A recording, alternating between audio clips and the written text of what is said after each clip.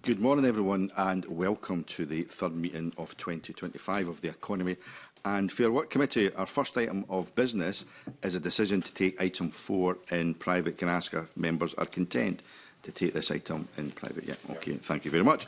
Our next item of business is the penultimate session of our inquiry into city, region and regional growth deals. I'm delighted to welcome our panel this morning. Carolyn Curry, Chief Executive Officer of Women's Enterprise Scotland. Vicky Manson, Deputy Head of Policy Scotland for the Federation of Small Businesses. And Duncan Thorpe, Policy and Public Affairs Manager at Social Enterprise Scotland. As always, an appeal to members and witnesses to keep questions and answers as concise as possible, and I'll probably break that rule straight away with asking the first question. But can I ask, I suppose, a straightforward question to set the scene? Can I ask you to say maybe a little bit about what your organisation, what your members' involvement has been with city and regional growth deals? In particular, was your organisation or members involved at the very start of these processes in terms of identifying projects that have benefited from growth deals, and what has, I suppose, some of your involvement been, if any, since the growth deals were originally agreed? So a very straightforward, simple question to kick off with. First. You certainly can, Carolyn. Yeah. A very short answer from me then. The involvement just simply hasn't happened. So as an organisation, we certainly haven't been proactively contacted about the deals or involved really in the majority. And certainly from our members' perspective, you know, there is very low awareness of the deals in themselves, and in terms of any contact or involvement, again, minimal. And have you been in touch, or your members in the areas been in touch with the growth deal teams at all? In one What's instance, the kind of response to be? Yeah, in one instance, yes, and we had some hopes that that would materialise into some positive work that would make a difference, but unfortunately that hasn't progressed.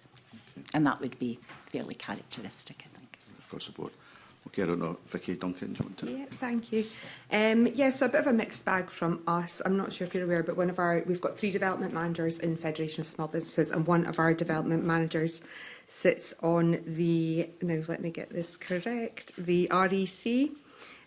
So he has had quite a lot of involvement in terms of sort of scrutinising the joint committee in terms of the Edinburgh deal. The Moray deal, we've had a little bit of engagement as well with our development manager there. He's had quite a lot of input. In terms of perspective from our members, I would say a lot of them probably haven't been aware of the deals and haven't had a lot of involvement, especially at the inception of the deals. So that would probably be a bit of a mixed bag for us. Okay, a number of colleagues will probably come back on projects as the deals have gone through, but right at the very start there was no real involvement from members. Okay, Duncan?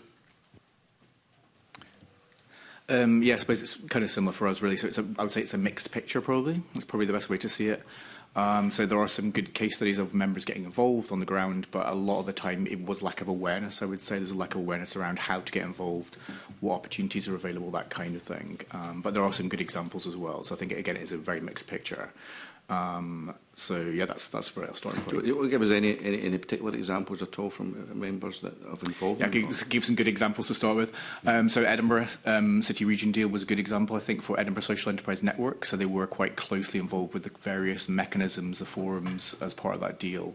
And they gave us some very good feedback around opportunities for members, procurement opportunities, that kind of thing. So that was a good example. But there were a few examples which weren't so good as well. Okay, thanks.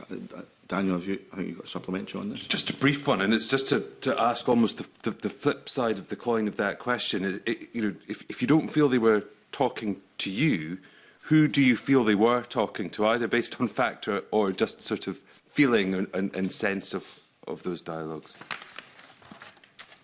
I mean, do you feel it was sort of other big organisations, or was it government, or just who? I think if you look at the shape of all the deals, I mean, there's no doubting the ambition for the deals and the innovation that people are seeking to deliver. But I think in pursuit of that, they have perhaps talked to larger industries. I don't think much has filtered through to smaller businesses. Certainly smaller businesses that we work with wouldn't say that. Indeed, I don't think the larger ones would say that. But I also think there's been a focus on particular industry sectors, and certainly from our perspective, these are not the industry sectors where women are well represented. So there would be less opportunity for our members. But I think there has been, in that sense, perhaps a very narrow focus on the economic development that has been undertaken, and much less of a focus on the inclusive growth aspect of that economic development. If anyone else wants to respond to this, was Daniel's point? Yeah, I'd probably just echo what Carolyn said, that it would probably from what we've heard anyway, our small businesses have felt that it's maybe been larger businesses that have had that engagement, or also there's been focused sessions with the community, so speaking to people to understand what they want, but certainly a sort of gap in terms of the small business aspect. And I think for us, a similar view really as well, I suppose. It's probably, I would assume, big organisations, big public sector organisations, big businesses that are kind of been the main focus of the City Region deals in terms of that engagement. Okay, thanks very much for that. Gordon, do you want to come in? Yeah, thanks very much, Convener. Can I just come back at that and ask you to maybe expand? I'm looking at the evidence that we received from the Supplier Development Programme, and they say that they've got 23,000 people registered with it, and they talk about the Edinburgh and South East Scotland regional deal where they had a Meet the Buyer event, and there was 1,400 people attended that Meet the Buyer event on the day. And in your own evidence, Vicky, you've said, we recently obtained data which shows incredibly encouraging procurement figures for one of our City Region deals. The deal in question shows that local spend averaged 75%. So, I mean, I know you said it was a bit of a mixed picture, but where is there good practice and where is there, I mean, is it specific to certain areas? Yeah, absolutely. So that data we procured just prior to me submitting the consultation, and that was through our development manager. So that is an exceptional example of where local supply chains have been used through one of the deals. So there's definitely good things happening. I think as a lot of the deals are progressing, in terms of measuring success, there has been a lot of progress happened, and that has led to smaller businesses being involved in the supply chain much heavier. So that's definitely very encouraging from our perspective to see that happening in some of the deals. And also, the fact that lessons are being learned kind of going forwards. So not all doom and gloom, definitely not, but when I was referring to them not being involved more from the inception, I think as a lot of the deals are progressing, there is a bit more of a focus on small businesses. Not on all the deals, but in some of them.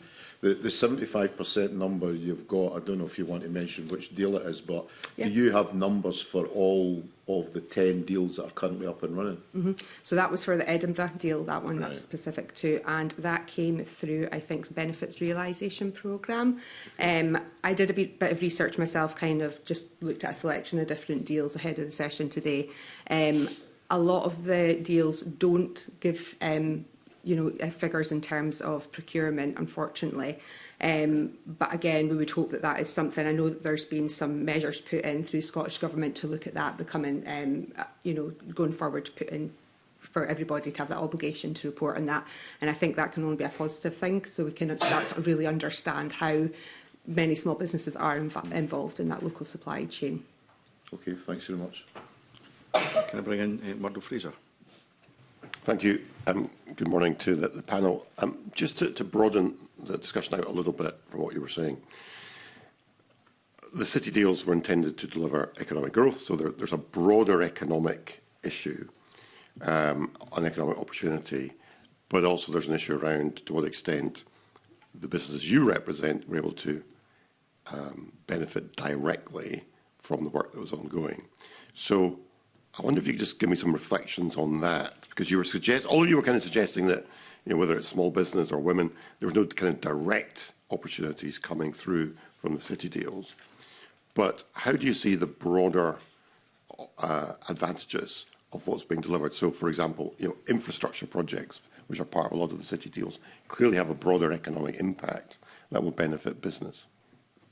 Vicky, do you have any? Sorry, Carolyn, you were I was going to say, well, you were going to jump in first. Perhaps if I give a general overview to set a bit of a context then. I mean, the deals absolutely demonstrate a commitment to inclusive economic growth, which is my area of expertise, and most reference inclusive economic growth in their deal literature. There are some deals that are considering or starting to consider how women's economic needs can be better met, so, for example, through skills development. But the majority of deals do not refer to women. There are some projects that are targeted at women, so good examples would be the West Lothian Woodworking Initiative in collaboration with Equate Scotland and the Clackmannanshire Inclusive Skills Ecosystem, which will target women and people with a disability, and the Moray Early Years STEM project does infer that it's going to focus on girls. But there are evident challenges in delivery. Despite stating their alignment to inclusive growth, progress is very uneven across all of the regions, and the challenges include very limited measurable outcomes and very limited balancing of economic growth with objectives for women, who are, of course, a majority population group. So there are some deals that clearly prioritise inclusive growth for women, others lack the clear measurable commitment to addressing gender disparities. A majority of deals lack robust mechanisms to ensure benefits reach women, which risks a focus only on headline economic growth rather than broader inclusion.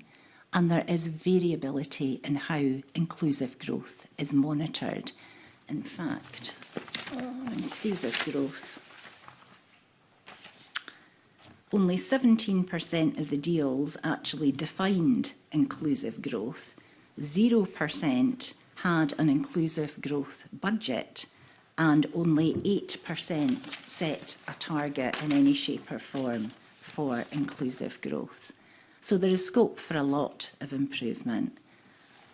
In addition, a recurring issue is the absence of gender disaggregated data to assess the impacts of growth deal projects on women. And without robust monitoring and evaluation frameworks, it's very difficult to evidence success or identify areas where additional intervention is needed. So improved reporting frameworks are really an area that requires to be focused on in order to track progress effectively and make adjustments where they might be needed. And another point I would like to highlight is that women remain underrepresented in the leadership and the decision-making process of these deals, and that gap risks overlooking women's voices and priorities in shaping the initiatives, again with implications for impactful, inclusive growth delivery. I think I've mentioned already there is a noted focus on high growth sectors like technology and advanced manufacturing and renewable energy, which is great obviously for innovation, but unfortunately many of those may unintentionally exclude women who are markedly underrepresented in these industries, and broader strategies are required to upskill women and support their transition into those fields in order to achieve those deal inclusive growth ambitions. I hope that might give some context. Okay, thank you. Vicky? Yes, so yep, definitely there's wider economic benefits. I think one of the main comments that came back to me when I was preparing for this today was around flexibility of deals going forward in terms of potential future changes. So when a lot of the deals were created, there were certain things that hadn't emerged in terms of new key priorities like community wealth building, sustainability, and those perhaps the deals weren't built to allow them, to have that flexibility to incorporate these new priorities to come in. Going forward, I think we need to look at the deals and understand what else might emerge going forward so that we can have that flexibility within it. An example of this that I was given was the closure of the Grangemouth refinery. The comment I was given was that the industry and, forgive me if I get this wrong, Petronas were sending signals for a while but weren't recognised by government. The closure of this refinery will derail some of the key components of the deal, as 10 million is allocated for the 10-year future energy-related projects aimed to support the Grangemouth economy. Obviously, that's going to be much wider now, so we need to definitely think around how we incorporate a bit of flexibility into the deals going forward for other economic issues that might come forward. Okay. Yeah, I mean, I think it's a fair point to make that the big infrastructure projects, job creation, that kind of thing, does have benefit for all of us. It's a benefit for Scotland's economy, etc. So I think that's a fair point to make, to be honest.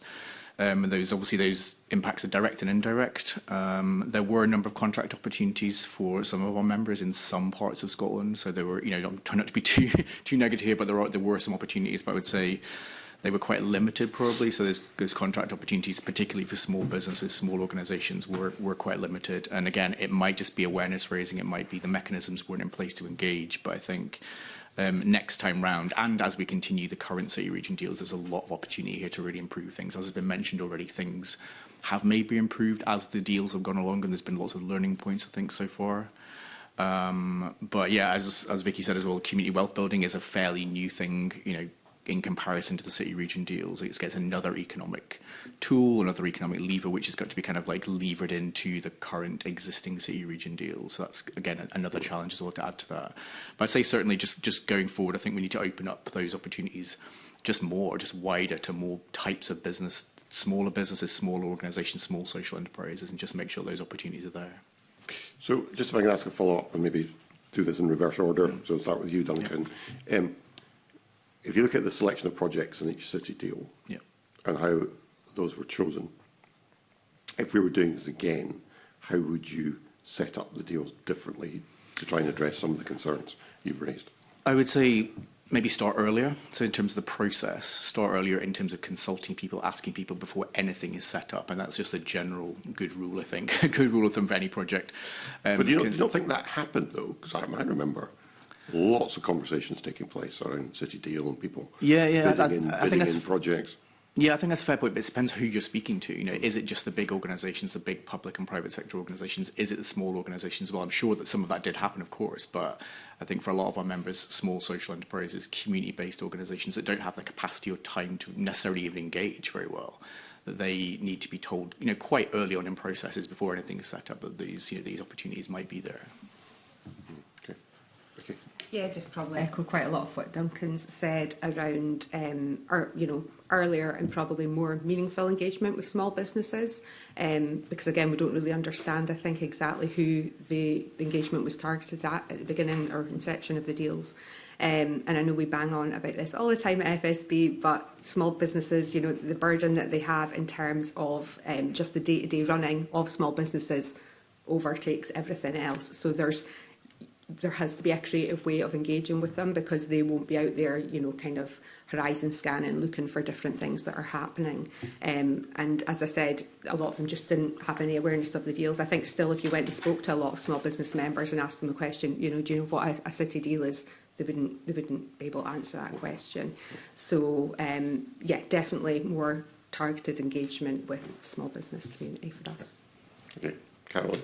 I just say more targeting, full stop, need to define inclusive economic growth if you are setting out to accelerate, as the deals aim, inclusive economic growth. It's absolutely essential that you define what you're trying to achieve. So, the majority of deals I've looked at simply don't define inclusive economic growth. So therefore, how can you know what you're going to aim for? There needs to be clear targeting. Inclusive economic growth may mean different things to different communities. They may identify different needs. But from my perspective, from the members and the businesses I work with, women are the majority group in the population. So I would expect every city deal or regional deal to have some sort of target or ambition for women in the economy, particularly given the current status quo. The gender pay gap in Scotland is widening, and the numbers of established women-led businesses are declining. Now, the city growth deals are mechanisms that could make a substantive difference to equality and inclusive growth in Scotland, and at the moment they're at serious risk of not delivering. But there's an opportunity there. You know, we shouldn't underestimate the ambition to make a difference, but at the moment that ambition is disconnected from the delivery, and the delivery is suboptimal at the moment. All right, thank you.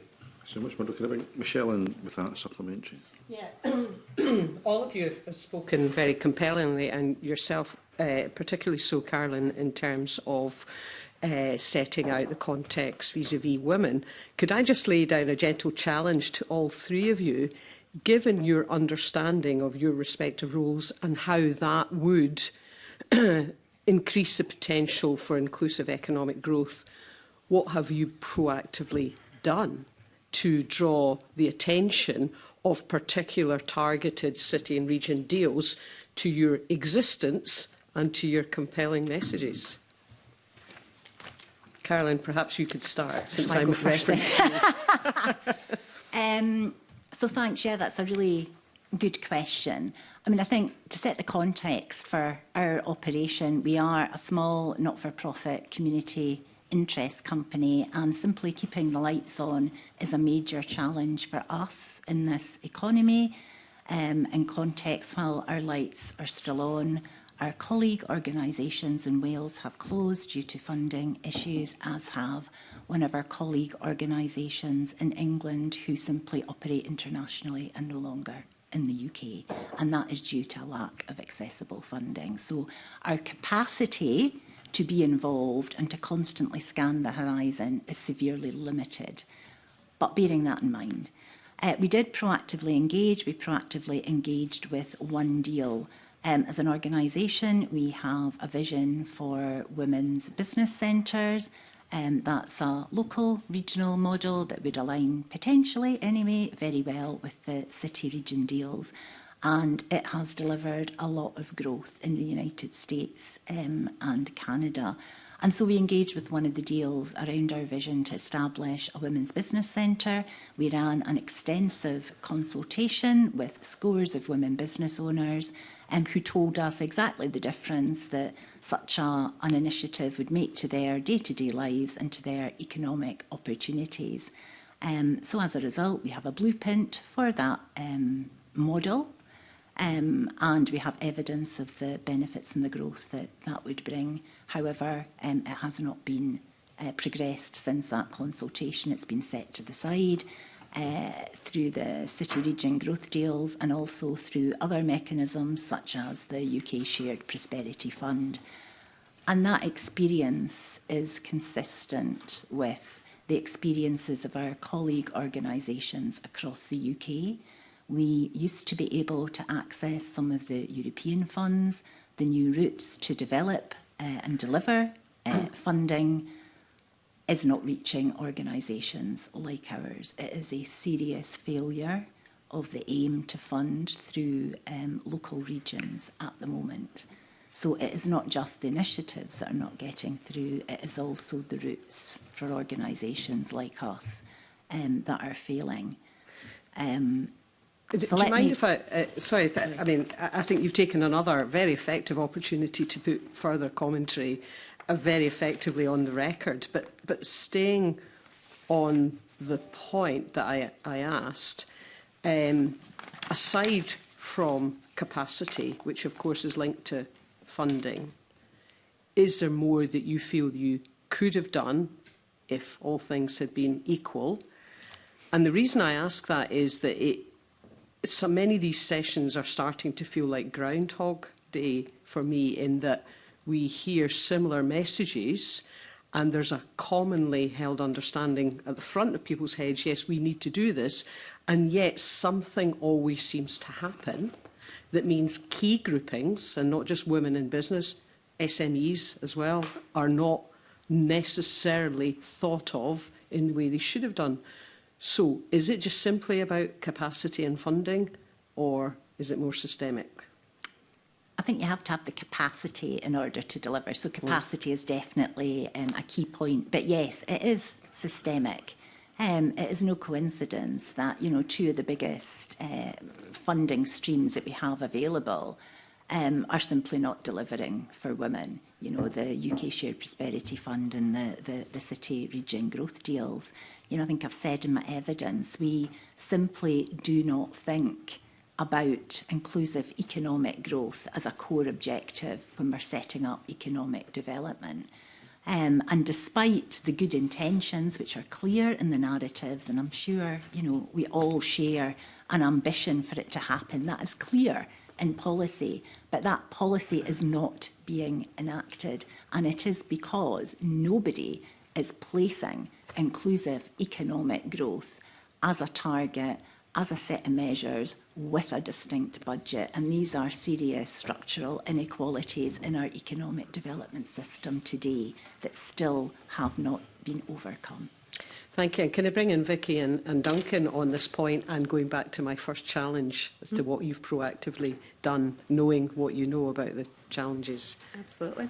Yep, so I'm sure most of you are aware we're quite a small team in Scotland. We've got 3 development managers that sit around Scotland, and they do a lot of work within their regions that they sit in. We deliver a lot of networking events across Scotland, and that's a really good opportunity for us to engage with our members and prospective members as well who come forward.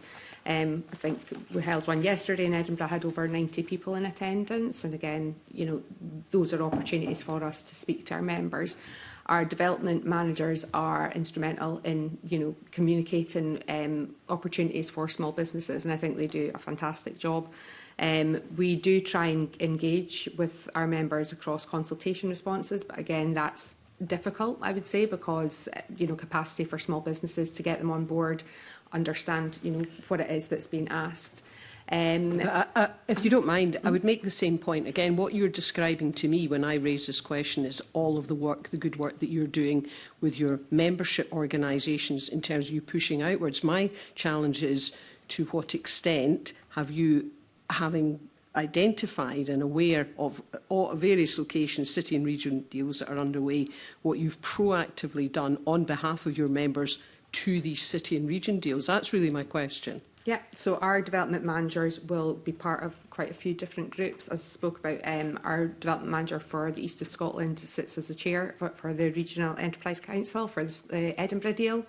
So he will bring forward our members' views in that capacity. Our Aberdeen and Highlands development manager has fed into the Moray regional deal, and our other development manager for Glasgow and south of Scotland, he has had input into the Grangemouth deal and the Falkirk deal, which I believe is just finished. And given that then, and your early commentary about how you don't feel that the perspective of the SMEs, and you've given various examples, is being understood, what then is the issue? Has that been an issue of the way the representation has been given that you've clarified for me, thank you? Or is it that it's not been listened to, or is it more complex than that? I think it's probably a mixture of different reasons. I think probably the key issue has been that it's been a little too late. So, inception and creation of the deals, that input hasn't been sought out from small business representatives. So it's only as the deals kind of progress and grow that input's been given. Okay, Duncan. Firstly, fair question. To be honest, it's definitely a fair question. I would say similar in the sense that we are a small team, we have limited capacity of what we engage with, and there's a lot out there to engage with. There's a lot of economic initiatives, city region deals, very, very important, community wealth building, very important. There's a whole range of things for us to engage with, so we have to obviously pick and choose what we engage with. I would say, as an organisation, our engagement with city region deals has been quite limited, I would say. Not that active, to be honest. It's been more our members and our local networks that have engaged directly with their own city region deals. So I would say, yeah, I think happy to be honest about this and just say, going forward, I would happily engage better with city region deals as a national organisation, but within those limits that has already been identified, that capacity issue. We are small organisations. We're national bodies, but we're small organisations in terms of staff numbers, this kind of stuff. And there's a lot out there. And there's a lot of different, quite overlapping economic initiatives out there as well. Okay, thank you. Can I bring Kevin Shortland for a supplementary on this. Thank you very much. And I'm going to go along the governance route, because you've already pointed out, Vicky has pointed out, you know, that one of their managers chairs the Regional Economic Council. The governance of these city region deals are different right across the board. A weird and wonderful picture out there where Glasgow, a cabinet of elected members, and, you know, in my own patch in the North East, a mix of elected members, business folk. Are any of your members involved in the top layer of governance of the city region deals? And I wouldn't be able to answer that honestly, to be perfectly honest with you. Not that I'm aware of. I can go back and ask my development managers about that, but I don't have any awareness. They would feed that back to us, you know, so there's definitely not been anything of that level. I would agree with you as well. I looked, as I said, at a selection of different city deals in preparation for today, and there's so many different governance structures across the board. There does seem to be a lot of work going on and reviews of governance, you know, and you sort of year ahead. But I do think it's still quite an issue in terms of, sorry, that's it. Carolyn, please. Yeah, not to my knowledge. I'm virtually 99% certain there are none. But, you know, we haven't formally asked the question, but I'm virtually certain there are none. And certainly, you know, casting an eye over the gender balance of governance, it is imbalanced. I'll come back to that point in a second. Duncan, please. Yeah, I would say it's highly unlikely. There's lots of engagement happening, but not at that level. Yeah. So let's look at the gender aspect of all of this in terms of what you have looked at, and I'm not going to say what I've looked at, but in terms of what you have looked at, what's the splits at the upper echelons in terms of men and women? In terms of men and women, so yeah. I haven't analysed every governance structure. I just don't have the capacity to do that. But from the reports I looked at the most recent reports that have come out, and from speaking to our members, you know, the lack of engagement just shines through in terms of requiring improvement. And also, I think, in terms of the actual output from the latest reports from the deals, a majority had no reference whatsoever to women in their actual summations. And also, I think, in terms of good governance, it is good to exchange best practices, and there doesn't seem to be an awful lot of cross-deal collaboration in terms of sharing and learning. And certainly for inclusive economic growth, I think that would be a really valuable activity that governance could bring to bear across the deals, perhaps a more standardised, I can't think of a better word, approach to governance might help with being able to unlock some wider benefits in terms of best practice for dealing with things. And I do think in terms of the structures and challenges that are currently preventing the acceleration of inclusive economic growth through the deals, that best practice sharing would be a really good approach in order to help make a difference. So I'm going to correct you and talk about Murray, because it's named Murray. It's Murray. And a couple of you have mentioned that there seems to be much more engagement with the Murray setup. Is that because it's a smaller deal based on a smaller area? I know it's a difficult question to answer. You're smiling, Vicky, so go make a stab at it. Yeah, no, so I spoke to our development manager around that, and he's had a lot of involvement himself from it. I do think there probably is an element of it being a smaller geographical area, so it's probably easier to establish those relationships. And he certainly spoke about, you know, there was a much better integrated conversations going on across lots of different organisations and local authority and government within the Moray Murray. I'm from Aberdeen as well, as you know that. Murray Deal. So he spoke as well a little bit about a project that had collapsed within the Murray Deal, and that they went out and organised 3 big workshops, and there was lots of people involved, and there was lots of relationships built through that. So definitely think there would be an element of it. I don't know if that's the reason, but yeah, certainly we'd contribute towards it. So I'm going to set you a challenge, because obviously we've just seen the Argyll and Butte deal come into play. What are you and your organisations going to do differently to try and influence that Argyll and Butte deal for the benefit of your members and for inclusive growth? We'll start with Duncan, please. Yeah, again, fair question. I think for us, it's a case of empowering local members to do that. So in terms of, we're a national organisation, so in terms of regional, local level, we would empower members, give them the right information to seek to engage with those processes, as we always do. So I think that would be certainly our approach to doing that. But again, it would be a case of capacity for them as well to engage with those processes. I'm not trying to say they're not going to do that, but I think there is that issue as well of they're already running their organisations, running their businesses. You know, that's their day job. And to get involved with various policy initiatives, as I've mentioned already, there are many of these. Community wealth building, again, is the latest one. So we would give them information, we would empower them, we would help them engage, but it would be up to them to do that at a local and regional level. Vicky, please.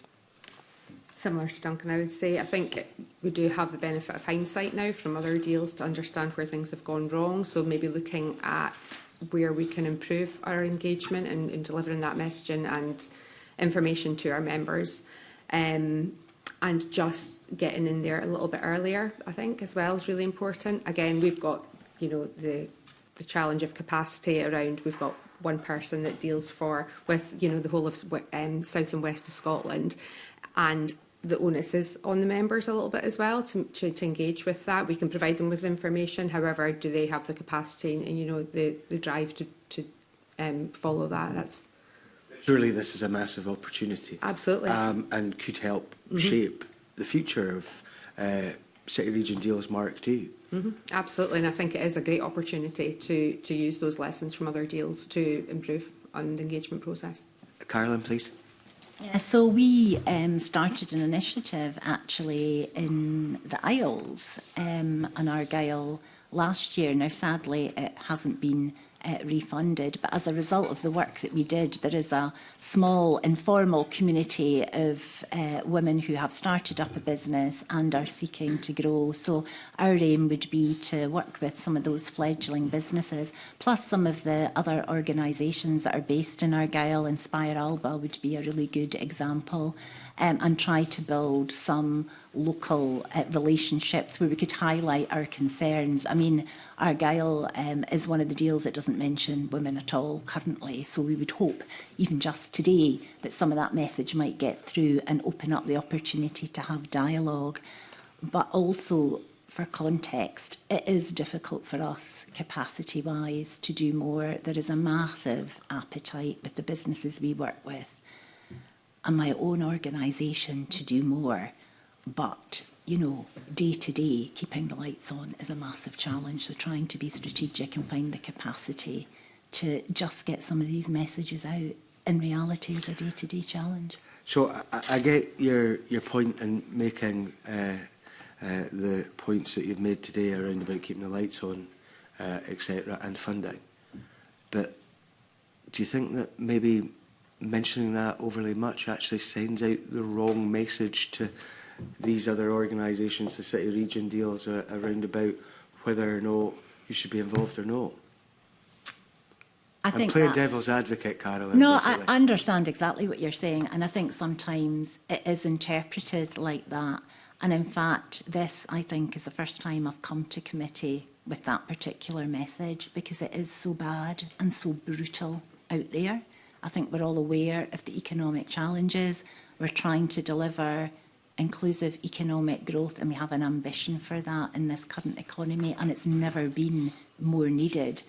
But I think if I sit here today and don't highlight the reality of my position and the position of organisations like us, then we're in danger of saying to you, yes, you know, we'll put resource into this and we'll do all we can to make it a success, whereas the reality is we simply cannot commit like that with our current funding. So I guess that's the point I'm trying to make. I don't think anybody doubts that there is a collective ambition to make a difference here and to have that focus firstly on inclusive economic growth.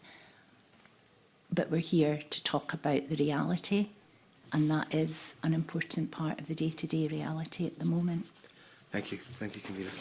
Can I ask, I mean, are these challenges unique to city and regional growth deals, or is this, frankly, the challenge you have every time we talk about initiatives, either from government or from local councils? I mean, there's so many funds out there, Levelling Up funding, there are regeneration funds from the Scottish Government, there are a whole host of different initiatives. I mean, is this unique to city growth deals, or is this what you face when it comes to more or less all of these particular initiatives? And is, I suppose, if I'll wait to hear what you say about that before I come back to my second question. Duncan, do you want to get your hand up? Yeah, I mean, I think that's one of the crucial issues, to be honest. That's the bigger picture, I would say. It's lack of integration and coordination between these different initiatives. There's a lot, as I said before repeatedly, there's lots out there. There's the National Strategy for Economic Transformation, there's community wealth building, the city, region and regional growth deals. There's a lot happening out there, and there's a lack of coordination and integration between these different economic initiatives. I think that's one of the issues. Again, that's national level, regional level, local level, I think. So there's a lot happening, and it's, if you're a small organisation, a small social enterprise, a small business, you know, doing your day job, it's extremely difficult to engage with all these different things that are happening. Even though you want to, obviously, you're part of this process, you're part of this, you know, this landscape, part of, you know, economic growth, you know, creating jobs, etc. So you are part of this already by default, but to engage with these processes is really difficult. So I mean, I mean, I don't want to put words into anyone's mouth, but is the solution therefore it's not as much engaging on the initiatives, it's actually engaging with the organisation, so when they come to develop either Levelling Up Fund bids or growth deals, they actually know what you want before they get to that point. So they don't have to consult on every single bid. It's about actually having consulting before they get to that point, and that's what helps drive them. I mean, I don't know if that's... I think so, yeah. I mean, but I think it's the organisations themselves who are initiating these things. You know, local authorities, for example, who need to coordinate better in terms of what they're doing before they go to organisations. I think that's the thing. It's just like, you know, rather than just launching another thing, which is a good positive thing. Community wealth building, we're immersed in this. We love it. It's great, but it's one of many other things, and it's kind of like they need to coordinate better before they go out to speak to organisations like us. Okay, I don't know if Vicky, do you want to? Yeah, yes, I echo what Duncan said around it being a wider issue for sure. It kind of, with our small businesses, I think if you went to them, as I said, and, you know, asked them about this deal or, you know, this consultation, they wouldn't really understand probably. I mean, there are some that are excellent and kind of are reaching out and, you know how to access everything that they need, but your maybe more micro businesses, I think they would struggle to understand where to access information. A lot of it's quite overwhelming. You know, it's not all in one pot. It's not a one kind of stop shop for them to go and find what they need. I know we've spoke about this before, but the burden of regulation on small businesses is massive. It's something that is an ongoing issue for them. When I speak to some of our members, you know, there might be 3 or 4 different regulations coming at them from different areas, which again is really difficult for them to understand exactly what it is that they need to be doing to change or how they need to prepare. So I know from our last survey in 2023, we looked at the administrative burden of small businesses, and that was the equivalent of 1 working day a week was what they spent on administrative tasks. We've got another survey coming out again this year, which is kind of looking at that again and going into a bit more depth to understand where the issues are and how we can reach them. But it's a question that we're constantly mulling over, is how do you reach them? How do you get that information to them? How do you make the process easier for them? And we haven't found the exact answer to that question. It's something I had when I was a chair of an economy committee in the council. It was often the usual people that came to all our consultation meetings, and how do you reach the thousands of businesses out there? But then you obviously have the challenge that how do you then make sure you then reach the organisations that are making some of these decisions. Carolyn, I don't know, you want to come in and... Yeah, sorry, could I just say briefly, I think to your point, that initial engagement right at the start is a win-win. It is effective to be able to have expert input right at the start, but also that builds awareness for us right at the start, and we can activate awareness plans. So, you know, to me, that is a really constructive change that would make a difference, certainly. Okay, thanks very much for that. Can I bring in, oh, sorry, I thought you can I bring in Willie Coffey? Thanks very much, Convener, and good morning, everybody. I was going to ask some questions about cohesion and so on, but I think the conversation we've heard so far is kind of making me rethink that. But Duncan, you kind of led us into that there. You were talking about lack of coordination and different layers and different initiatives and different projects and programmes and so on.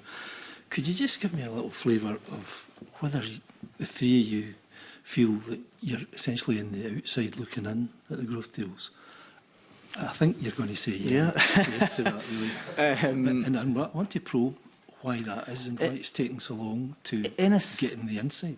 In a sense, yeah. I mean, say we're policy people. We're immersed in policy. You know, like you are. We're immersed in all the same initiatives, same policy initiatives, and you know, we're part of steering groups. We're very much listened to. I feel like we're consulted on a regular basis.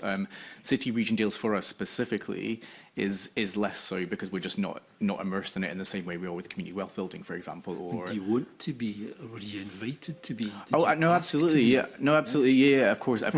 Within capacity, you know, issues, we do. Of course, we want to engage. There are massive opportunities here for our members. Again, a lot of that is about empowering members at a local, regional level to do that themselves. I think that's really important. But yeah, absolutely, we see the opportunities there, certainly. Yeah. I mean, are any of the three of you on any of the regional growth deal boards and that? Have you got a seat at the table? Why not? Have you pushed the door open to say, can we get a seat at the table here? Have you tried that? Have you been rejected? Have you not asked? What's the position? So just briefly in Edinburgh, actually, so Edinburgh Social Enterprise Network has been involved with their Edinburgh City Region deal, which is a good example, I think. Okay. Yeah. As I said, one of our development managers sits on the REC for Edinburgh, and we've got a development manager who has, I don't think he sits on the board for the Murray one, but yeah, I think there's more we could do around that. But again, it varies, I think, from deal to deal, and at what stage they are in their timeline. Sure. I mean, Carl, you are a member of any of the growth deal boards in any way, shape or form? Similar for us. We did target one deal and tried to engage, and you know, as I've said, that just didn't work out, didn't come to fruition. We definitely have an aspiration to be involved and to help and to be engaged. I think it would be a massive benefit for our members, but also for each of the regions. And I think it's tricky, isn't it? I mean, it recurs and it recurs. For us, this is part of the reality of structural inequalities in Scotland. And it is often not intentional, you know, but we approach economic development in a particular way. Everybody is keen to make a difference, to innovate, to make a difference to their local area. And simply put, inclusive growth and particularly gender equality just gets missed in that focus to go and make a difference. We forget about embedding inclusive economic growth as we're shaping that up. So, you know, it isn't, I don't believe it's an intentional thing, but it happens repeatedly. Can I give you an example? Ayrshire, I don't know if you've got any association with the Ayrshire growth deal.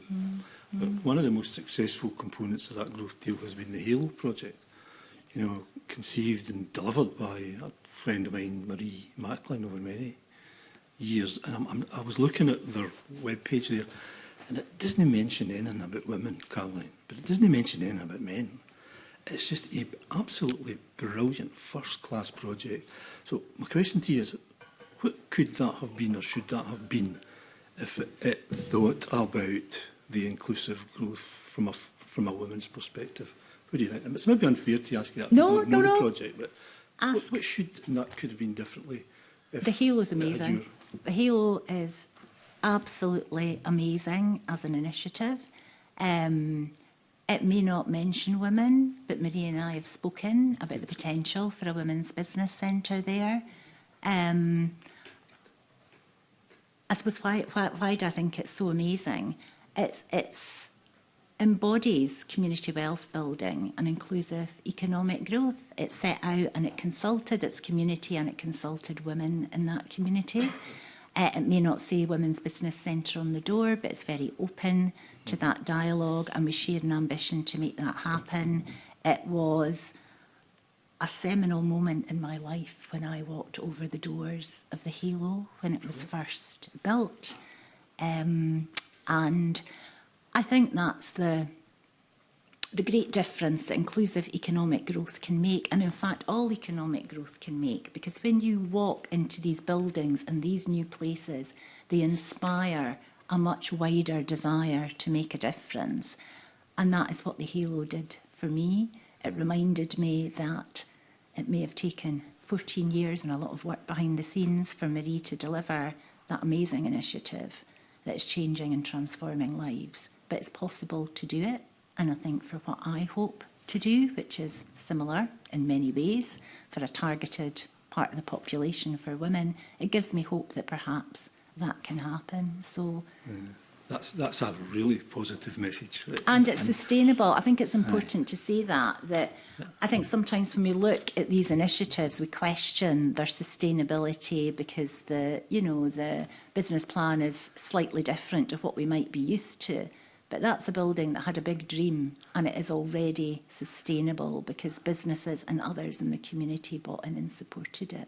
Yeah. And that, I think, is an incredible learning for everybody. It was a seminal moment in my life as well, because it occupies the site of the former Johnny Walker plant in Kilmarnock, but the phoenix rose from those ashes and became something like Halo. But do you see that dynamic that happened there missing in some of the other growth deals, and would your wish be to transfer that kind of thinking into the development of the growth deals elsewhere?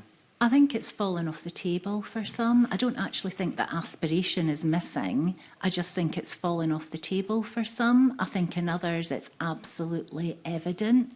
It was clear West Lothian had a real desire to focus on women and skills transformation, as do Clackmannanshire, and in fact in Murray as well. The STEM initiative, I think, is absolutely amazing. So, there are evidence that the desire is there. I suspect it's well and alive round the table. It simply hasn't yet found the mechanism or the scope to, appear in a solid form in the deals. Okay. And that's why we're all here today, to try to make a difference and learn, I think. Yep. And my last question, Colin, you mentioned bigger and smaller. The growth deals tended to focus on bigger projects, big engineering projects, infrastructure projects, and by implication to the exclusion perhaps of smaller, more localised businesses. Do you see that gap being bridged at all, or does it need to be bridged much better? Almost is it like a kind of economic osmosis that needs to happen down the way to the smaller businesses and enterprises to gain from the growth deal investment? Because there's £3 billion here in total that needs to be spent wisely. So is that a wish that you would have to try and get that downward spread of benefit from the growth deal investments? So it's understandable why obviously we're investing in big infrastructure projects. They're really important. They benefit all of us. It's understandable why a big chunk of money goes towards these types of projects, whatever it might be. But I would say is when you spend small amounts of money on small organisations, small community-based organisations, you're going to have huge economic and social impact. So as you mentioned, those large sums of money you just mentioned there. If more of that money went towards small community-based organisations, that would have a huge economic impact, as well as obviously having the big infrastructure projects as well. And that's not spin-off, that's direct investment. Direct. Vicky, what would you say about that point? Yeah, I'm kind of thinking of it from a sort of procurement aspect, I suppose, and the local supply chain as well. And I know that there's been a lot of good work done in terms of engaging with smaller businesses and streamlining the process, but there's still a lot to be done yet around that. And I think we have to think as well, because we spoke about AI and renewables and all the the big kind of buzzwords, I suppose, that are on at the moment, but we need to also think about the bread and butter companies as well. Your like smaller construction companies, your people that are producing the products, apprenticeship providers, all these different kind of things as well that are really, really important, and it's important to try and target those as well, not lose sight of the importance of those kind of organisations as well. Yeah. And directly invest rather than hope for trickle-down benefit. Yeah, absolutely. Right. And there are good examples of that. Carolyn, final word on that? I think that's the point. Directly invest instead of hoping for a trickle-down kind of osmosis that will happen. And particularly for some of the infrastructure projects. I mean, transport, for example, I think is really important and actually cuts through many of the other strategic projects because it gets people to places where they can benefit. But equally, there are gendered aspects to transport. How women use transport is different to how men use transport. And again, it would be good to understand that that has been accounted for and thought of as these many projects are mobilised. And also, I think for some of the deal projects, you know, there's a blend of investment in the infrastructure projects that will move people to places where they could potentially benefit from some of the new economic development that's happening in those places. But how we move them and how they access those resources have various different gendered aspects that are important to consider if we're going to maximise those resources really to their full potential. Okay. Thank you very much for those comments, and thank you for what you said about Halo, Carolyn. That was really worth hearing that. Thank you for that. Thanks, Convener. Thanks very much, Willie. Can I bring in Jamie Halcombe-Johnson? Thanks. Apologies for missing you there earlier. I don't bear a grudge, Convener. That's okay. Good morning to the panel. Some of the areas I was probably going to kind of focus on have been largely covered. I think covered probably enough. The one thing I would ask, and it really follows on from Willie Coffey's questions there and some of the responses to that. You talked about, you know, direct investment rather than trickle down, and we talked earlier about some of the procurement costs. Some of the deals we don't have as much information. I don't know if you've got information on the City, the Inverness and Highland deal or the Islands deals, but where you do have procurement figures, is that direct procurement or is it procurement and then subcontractors? I.e., you know, are we seeing business going to some of the smaller businesses or social enterprises, but not directly? What's the kind of experience? If I can come to you, Vicky. Absolutely. I don't have for Highlands and Islands, but I do have a little bit of information from the Glasgow City deal. In their most recent annual report, they reported that a total value of 447.7 million in Tier 1 contracts were awarded. And of that, 85.6 million of this was awarded to small and medium-sized enterprises. So that's a really good example. And that was across 146 different contracts. And then of that, 54.5 million were awarded to SMEs based in the Glasgow City region. So that is keeping that wealth within the local economy. So there are some good examples. I think the issue is that's quite isolated. I didn't see that across the majority of reports. So we need to really understand and have that within each annual report every year so we can understand the figures for where the contracts are being awarded to, because at the moment that information is just not available, unfortunately. So you don't have that information for Inverness? I don't. Inverness and Highland? I can look for it, but I don't you're think not aware it's. of I that. don't think that's. Yeah. What would you expect that to be? I mean, given that small businesses are the kind of backbone of the Highlands and Islands I would economy. expect that to be a higher number in the Highlands and Islands. I would hope it would be a higher number. And there, again, talking about the Murray deal, you know, the engagement's better. There's better links in terms of relationships there. I would expect it to be better in the smaller regions. Okay, but we're not sure. But we're not sure. Okay,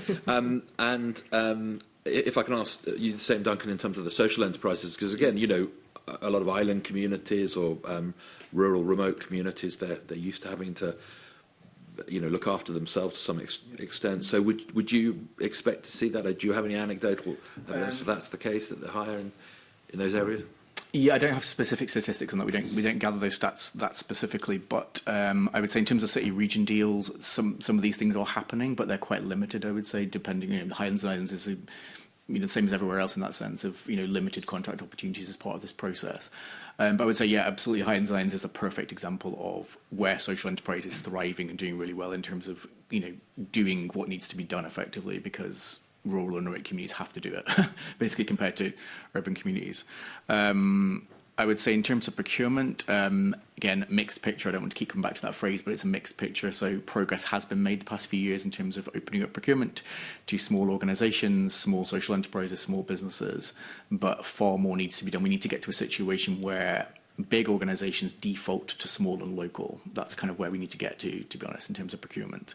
We're doing a lot of work around this in terms of our Buy Social Scotland programme, so we're trying to get specifically, it started with getting small social enterprises into private sector supply chains, because sometimes that's easier, but that's also expanded out to public sector supply chains as well. So there's a lot of work happening, there's a lot of work has happened, things have got better, but there's still so much more potential. I mean, this has been a problem for, obviously representing the Highlands and Islands, but I've worked within the Highlands and Islands for a long time, and there's always been a concern that not only are the small businesses not often able to compete, but they're also not really made aware of it, and I think awareness came up. Caroline, I don't know if you want to add anything to that. I didn't have a specific question around it, but just in terms of the kind of breakdown, I suppose. I'd just echo what my colleagues have said, I think, and awareness is definitely, I would say, a big issue for our members. That's probably the biggest single issue. But I guess in terms of the actual deals and their structure, they are deals that have an ambition in terms of technology and digital and also net zero. And I have got some statistics from our research that might help give a context to how women engage or the issues they have with those particular sectors. So, for example, in the research we conducted in 2023, almost half said they didn't have the skills that they needed to develop a digital or technology strategy for their business or to effectively use digital tools. And of those who said they needed support to develop that digital or technology strategy, 3/4 said they hadn't been able to access that support. So it is a key gap. And 81% were underlining that investing in digital or technology would benefit their business. So when we are investing in those areas, there is a clear need. We just need to better realign in order to meet that need and make a difference. Can I just come in there? So is that's on things like online selling and that sort of approach, or across definitely, the board? Yeah, definitely on online selling. I think e-commerce is a really dark art, changing all the time. And I think it can be difficult for people to have the confidence that they are adjusting as they need to do, and it's a huge opportunity for retail, and particularly for people who aspire to run businesses from more remote or island locations. But also it does go into other business areas, so it isn't just e-commerce, but that is a big proportion of it. And in net zero, a majority of women reported they hadn't been able to access support to set a plan and to reduce emissions. So again, some of the work around the city region deals could be making a big difference there, because only 13% said they had been able to successfully do that. And in terms of our wider net zero ambitions, 21% claimed the question as to whether they were engaging effectively with net zero had nothing whatsoever to do with their business. So there are real awareness issues in some of those key sectors of our economy where some of this work could make a real big wider difference. Thanks very much. I mean, I think that's something that this committee and others have heard before, the awareness issues, particularly small businesses around net zero. And it's also interesting you talk, it's not really for this, but we had the Cabinet Secretary for Economy and talking about e-commerce and how one of the schemes has been cut because there was a greater awareness, but actually I think that kind of rather suggests otherwise. Just one other area that I'd like to kind of cover. There's been a lot of talk about the flexibility of the schemes, and the Highland, the Inverness and Highland deal had money diverted out into other areas, for example, the Corran Ferry. How do you feel that might impact? If I can come to you first, Vicky, on that. I mean, given that, particularly for perhaps smaller businesses, the consistency of funding, a consistency of a kind of a plan is so important. Do you think that impacts at all, or what are your thoughts? I mean, a lot of people, and I think we'd all recognise that things sometimes need to change with the deals and the flexibility has to be there, but how do you think that impacts, perhaps particularly on smaller businesses? Yeah, I would say that if they're already embedded in that process or in the supply chain already, then, you know, if funds are being diverted, that's obviously going to have quite a significant impact. And what I spoke about earlier about, you know, of course, there's going to be different factors that come into play over the duration of the deal. So we have to create that flexibility within the deals rather than from a starting point of it being quite rigid and, you know, not having that flex to incorporate new priorities such as community wealth building, which is obviously huge now. Glasgow City deal, that wasn't embedded at the beginning, so they've had to divert funds, you know, to make that work. So I think we have to really, for the existing deals and for any future deals, really think about how we do that. Yeah, I mean, I suppose it's an issue about processes, really. So, yeah, if you are involved in the supply chain already, if you're kind of, you know, you've done procurement kind of thing, it's relatively straightforward. But it's, for most organisations that we represent, they don't even get involved in procurement in the first place because the processes involved are so complex. So that's the vast majority, in fact.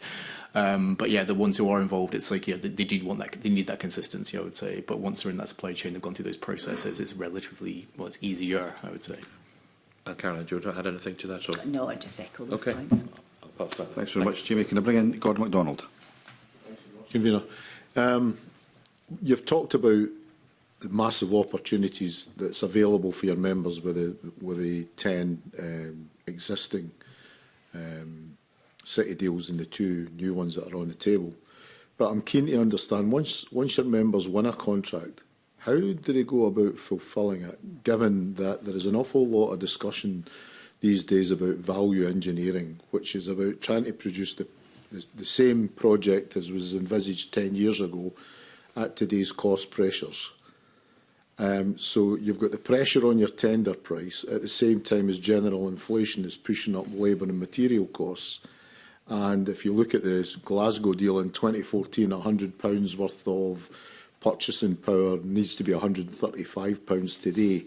So I'm keen to understand, how do you cope with general inflation and construction inflation and trying to fulfil what you've signed up to maybe a couple of years ago?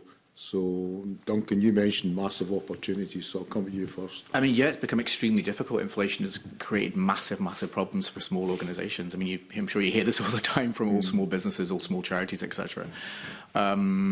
So, yeah, we're calling, for example, in terms of a contract or in terms of funding or whatever it might be, that there needs to be inflationary uplifts from public authorities or private sector businesses to kind of cover those costs, because it is having a huge impact, a huge negative impact. Again, it's nothing that's not new information, really, but yeah, we need to work out what we can do about this, to be honest. But I think there's a responsibility in public authorities to increase funding, you know, to reflect that, or increase, you know, the contract value, etc.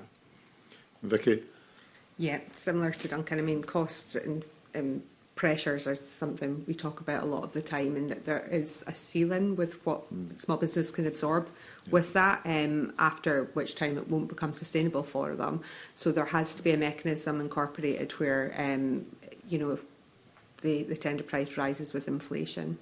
Absolutely. Caroline?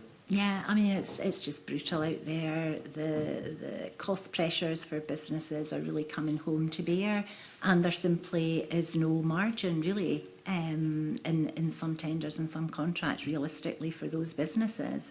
And certainly for our members, they tend to start up undercapitalised generally compared with others. We know they didn't get their fair share of some of the business relief funds during the pandemic, so they've gone into the cost of business crisis undercapitalised, and there's a direct correlation between that and the fact that employer women-led businesses are dropping. The numbers are dropping, and you know, our research would show that businesses are reporting back to us that they're just simply unable to cover the increase in their costs. You know, there is only so much room for putting up prices and costs and still being able to attract revenue and apply successfully for tenders. So that is playing out in terms of business closures, cash flow and ability to survive currently, sadly. And there is one women-led business recently in the construction sector which has just shut. And the other aspect of it, of course, is attracting the right mix of skills and labour in order to fulfil the contract. and we saw that Scottish unemployment is lower than the rest of the UK. So how do you guys go about, are you able to attract the right quality of staff to try and fulfil these contracts? I can go. Skills is actually a key area that we're looking at this year. I think it's become more prevalent, definitely around discussions that we've had with other organisations and with the government, and how that whole kind of atmosphere is changing from primary school, you know, how we're looking at skills for the future and different types of structures to, you know, allow that to evolve in terms of the skills that we need. I think there are huge skills gaps, definitely, you know, from what our small businesses have reported. And also that's got a cost attached to it as well, because then finding the right skills costs more. So that's another cost implication as well. And just to kind of add on top of that, I know we've spoke about, you know, absorbing costs for, you know, contracts, but we've also got to think about other things as well, like employee costs, energy costs, business rate, you know, there's so many different things in the mix. And then in terms of new regulations coming forward, I've been working on a few different areas of consultations. There's costs involved in that, in upgrading systems and training staff. So there's a whole wide picture there of a cost impact on them. I won't mention national insurance increases, but has Duncan or Caroline, you want to add anything on that? Yeah, so just say in terms of attracting and retaining staff, it is a bit different for social enterprises because a lot of people are driven by the social purpose attraction, so it is a little bit different in that sense. People are driven by that social purpose. Pay in social enterprise and third sector organisations is always an issue because, again, it's like it's in small businesses, I guess, is what it's about. There's really tight margins as well, and prioritising, you know, social mission versus profitability, etc. And I pretty much echo what Vicky said in terms of skills. I mean, it's just an ongoing issue, I think, in terms of, you know, how we upskill our staff, for example. Caroline?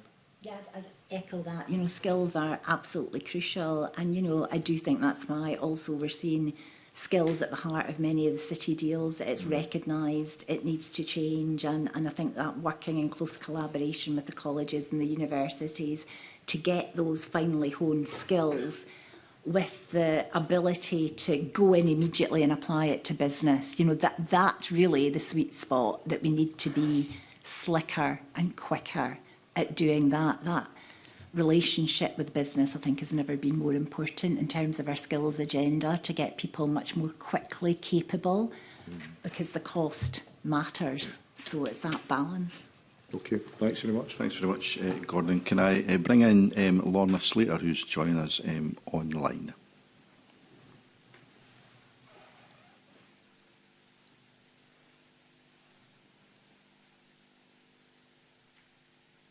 Thank you so much, Convener.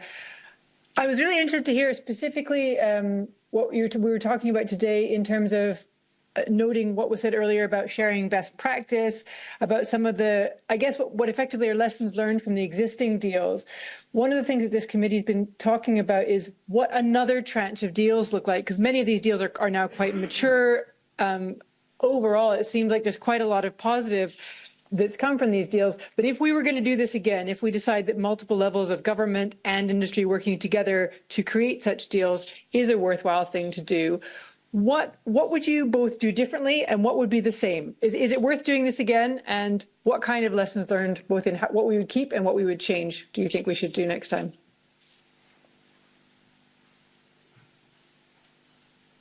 Sorry, Duncan. Yeah, I'm happy to go. I mean, I suppose, I don't know, a general review of the city-region deal model would be probably worthwhile, I would think. I mean, they've achieved really, really great things, I think, in some ways, in terms of big infrastructure projects, for example. But maybe there is a way to review the processes behind it, the structure of city-region deals, that kind of thing. But also, as I mentioned before, the big issue of integration. There is a lack of integration with other economic initiatives, and I think that's a really big issue as well. So in terms of any review or any looking back at city region deals, or looking at how they're, you know, how can they be improved as they exist, I think we need to do that with the bigger picture of all those other economic initiatives, particularly community wealth building, and just look at how we improve those processes. And again, of course, from our perspective, how we improve engagement with small social enterprises, small community organisations, that kind of thing. Vicky, do you want to? Yeah, I'll come in next. I mean, I think there's obviously lots of examples of really great benefits that have come from the deals, and absolutely worth repeating. I think the two areas in terms of going forward that I would suggest changing would be engagement, absolutely, again with the small and the kind of more micro businesses, and just trying to have, you know, from the outset having their voices heard so that they understand what the deals are and that they're involved in the whole development process. And then around measuring success as well, I think, I know there's the BRPs and making sure that's embedded in every deal and that there's a requirement to report on that. I know the Scottish Government are working on that, but just to ensure that there's kind of a robust reporting environment around that, so that we can properly outline the economic impact of the deals on the cities and regions, and that the information is published regularly as well, so we can understand that. Caroline. Yeah, so the city deals have been, you know, integral in the construction of a range of different assets and infrastructure that could have huge benefits on our communities.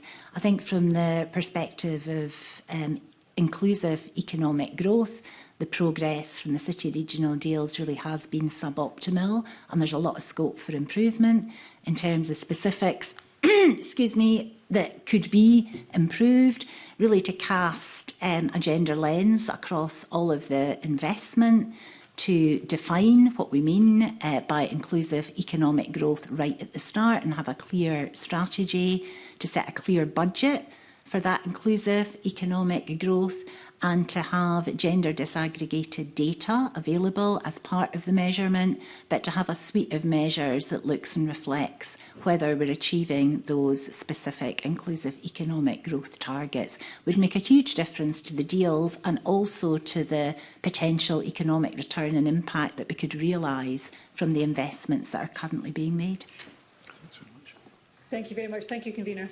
Thanks very much, Lorna. And that brings us to the end of the first part of this evidence session. I thank the witnesses for joining us today and for your contribution. We kept a wee bit longer than we promised, but that was because I think there was a lot of good points being made. So thank you so much indeed. And I now suspend this meeting before we move into private session.